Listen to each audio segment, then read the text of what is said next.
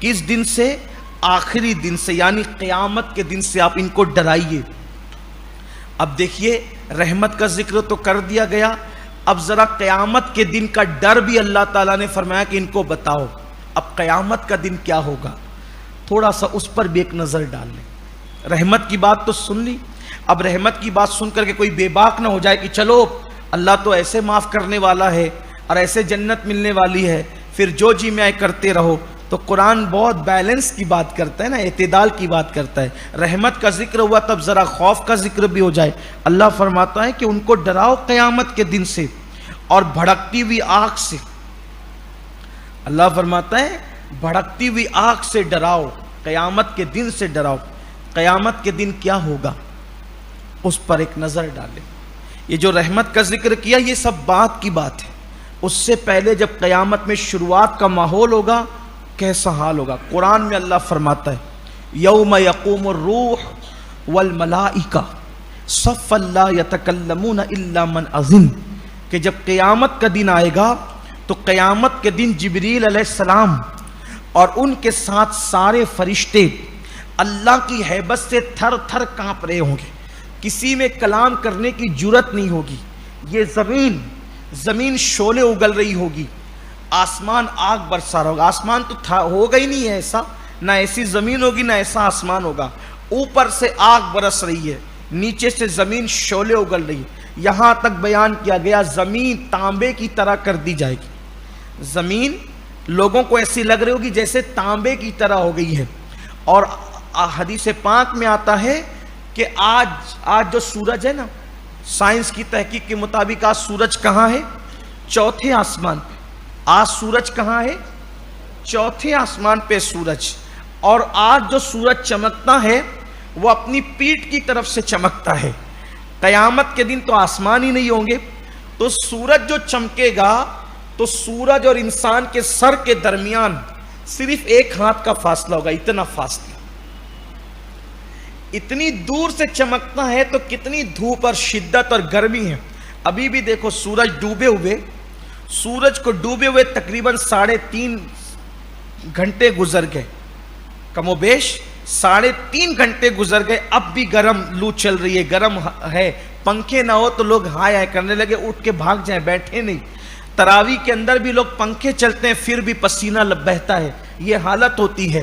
تو یہ حال ہے، سورج ڈوبنے کے 3.5 گھنٹے کے بعد ہمارے شہر کی گرمی کا یہ عالم ہے، تو وہ وقت کیسا ہوگا جب سورج سر پر ہوگا اور صرف ایک ہاتھ کا فاصلہ ہوگا، ایک ہاتھ کا فاصلہ۔ حدیث پاک میں آتا ہے کہ لوگوں کے بھیجے کھول کھول کر کے ان کے پیروں پہ گر رہے ہوں گے، اور لوگ جو عوام ہوگی، عام لوگ ہوں گے، ان کے بدن پر کفن کپڑا کچھ نہیں ہوگا، ننگے ہوں گے وہ۔ اللہ کے نبی، اللہ کے ولی، مقرب بندے، ان کے بدن پہ صرف کپڑے ہوں گے۔ جو عوام ہوگی، عام لوگ ہوں گے، پبلک، ان کے بدن پہ کوئی کپڑا بھی نہیں ہوگا، ان کے بدن ننگے ہوں گے، وہ ننگے ہوں گے جیسے پیدا ہوئے تھے ویسے ہی ننگے ہوں گے، اور کوئی گھٹنوں تک پسینے میں، کوئی کمر تک پسینے میں، کوئی پسینے بدبودار پسینے میں کوئی ڈبکیاں لے رہا ہوگا۔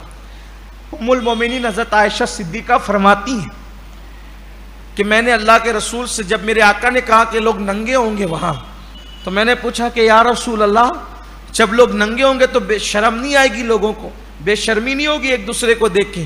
آقا فرماتے ہیں عائشہ، لوگوں کی گھبراہٹ کا عالم یہ ہوگا، لوگوں کی تکلیف کا عالم یہ ہوگا کہ لوگ اپنے آپ کو دیکھنے کی فرصت نہیں پائیں گے، لوگوں کو اپنے آپ کو دیکھنے کی فرصت نہیں ہوگی عائشہ، لوگ کسی اور کو کیا دیکھیں گے، یہ کیفیت ہوگی۔ پیاس کی وجہ سے زبان سینے پہ لٹک رہی ہوگی باہر، یہ سب لوگوں کا حال ہوگا، عوام کا، پبلک کا یہ حال ہوگا، سینے پہ زبان لٹک رہی ہوگی، بھیجے کھول رہے ہوں گے، سورج جسم کو جھلسا رہا ہوگا۔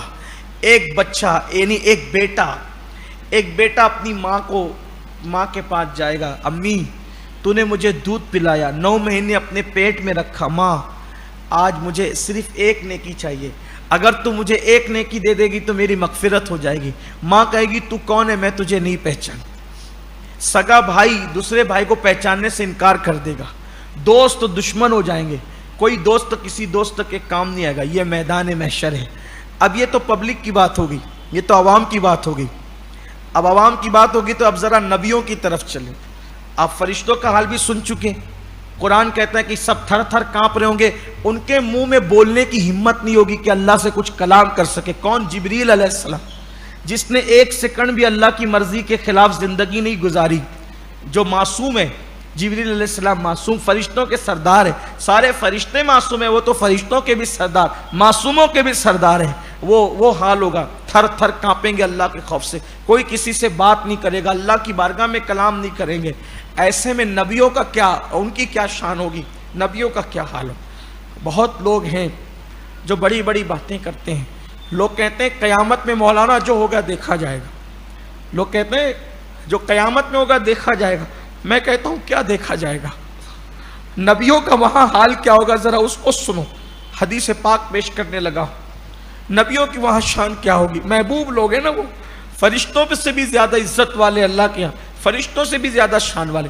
یہ مت سمجھنا کہ نماز میں پڑھ لوں گا تو میں وہاں دندناتا پھروں گا, داڑھی رکھ لوں گا تو دندناتا پھروں گا. نہیں, وہ میدان محشر ہے. اب ذرا نبیوں کا ذکر سنیں. حضرت فاروق اعظم رضی اللہ تعالی نے حضرت کعب احبار سے کہا, اے کعب. فاروق اعظم کہتے ہیں اے کعب, ذرا مجھے ایسی باتیں سناؤ جس سے میرے دل میں اللہ کا ڈر مزید پیدا ہو, اللہ کا خوف مزید پیدا ہو. تو حضرت کعب احبار نے کہا امیر المومنین, میں ایک روایت آپ کو سناتا ہوں, اس کو سنیں آپ. تو فاروق اعظم کہتے ہیں کہیے. تو کعب احبار کہتے ہیں کہ میں نے آسمانی کتابوں میں لکھا ہوا دیکھا, جو پہلے آسمانی کتابیں تھی, کیونکہ وہ توریت انجیل کی اور آسمانی کتابوں کے عالم تھے کعب احبار.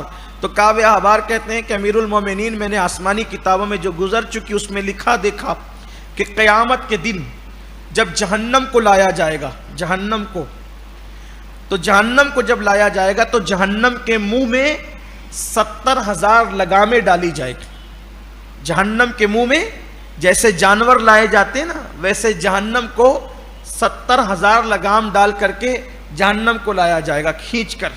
تو جو جہنم کی آگ کے شرارے اٹھنے لگیں گے قیامت میں, جہنم کی آگ, اس کے شعلے جب بھڑکنے لگیں گے اور اس کی شرارے اٹھنے لگیں گے, تو اس وقت انبیاء کرام دیکھیں گے, انبیاء کرام. اور وہ انبیاء کرام میں حضرت ابراہیم خلیل, یہ کیا شان کے لوگ ہیں. قرآن پورا ان کا ذکر کر رہا ہے, ان کی شانیں بیان کر رہا ہے. کبھی آگ میں کود گئے اللہ کے لیے, کبھی بیٹے کی گردن پہ چھری رکھ دی اللہ کے لیے, کبھی کعبہ بنایا اللہ کے لیے. کتنی محنتیں کی, بیوی کو اور ایک لوتے بیٹے کو وادی غیر ذی زرع میں چھوڑ دیا. قربانی اور قربانی دیتے رہے اللہ کے لیے. کعب احبار کہتے ہیں امیر المومنین, جب آگ کے شعلے جہنم کے بھڑکتے ہوئے ابراہیم علیہ السلام دیکھیں گے تو وہ اپنے گھٹنوں کو زمین پہ رکھ دیں گے اور اللہ سے کہیں گے مولا تو نے مجھے اپنا خلیل بنایا تھا نا دنیا میں, آج اسی مقام خلت کا واسطہ ابراہیم تجھ سے امان مانگتا ہے, پناہ مانگتا ہے, تیری پناہ چاہیے مجھے, تو مجھے امان دے دے. اور ابراہیم علیہ السلام کہیں گے مولا آج میں کسی کے لیے کچھ نہیں مانگتا, آج میں کسی کے لیے کچھ نہیں مانگتا, صرف میں اپنے لیے امان اور پناہ چاہتا ہوں, آج مجھے تو امان عطا کر دے.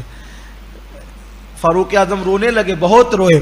پھر کہتے ہیں امیر المومنین یہی ہو رہا ہوگا کہ حضرت موسیٰ علیہ السلام کہیں گے اے اللہ تو مجھے ایک طور پہ بلا کر میرے ساتھ باتیں کرتا تھا پیار کی.